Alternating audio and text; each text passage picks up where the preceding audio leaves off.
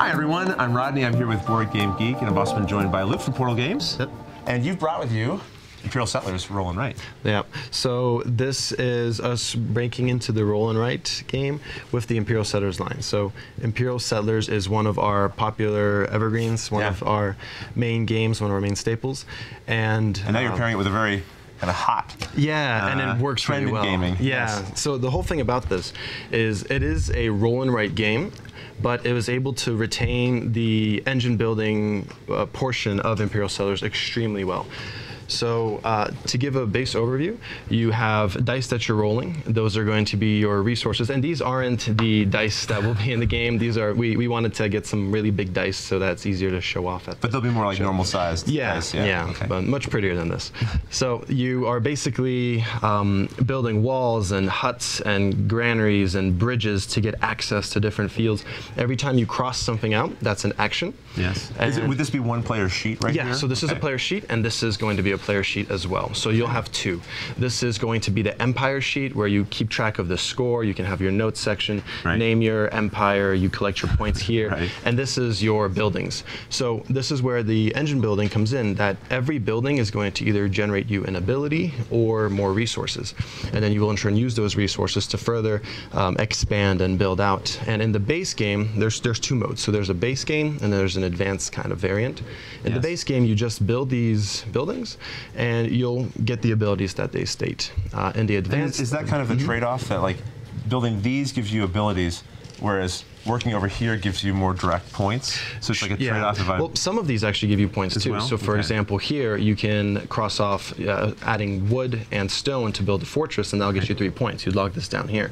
So there is a lot of options. It's that true engine builder where you have all these resources and you choose where you want to apply them, and then it's up to you to see if that'll work out well for you. You know, this is an engine builder. When last night I was playing, and I said, okay, round 6 is when I'll pivot. But then I got to round 6, I said, let me upgrade the tool shop one more time, and then it was just too late. By round 10 came around, and I lost. Points ran away from you? Yeah, points ran away from me. I should have just pivoted a little bit earlier. But in the advanced mode, and I have this actually to show, so this is what the game will look like after basic mode.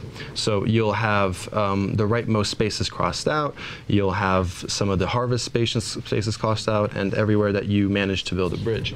But in the advanced mode, you'll notice you have these shapes right here. Yeah.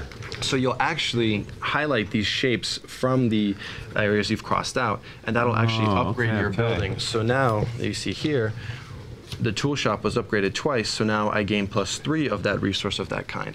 So you have choices how you upgrade these buildings to actually build up that engine a little bit more. So when you complete a building, you then outline that shape amongst the ones you actually have crossed off in here. And the shapes, you can't rotate the shapes. It's very balanced. Interesting, So you're going to be limited to what you can actually build. It's called building a settlement.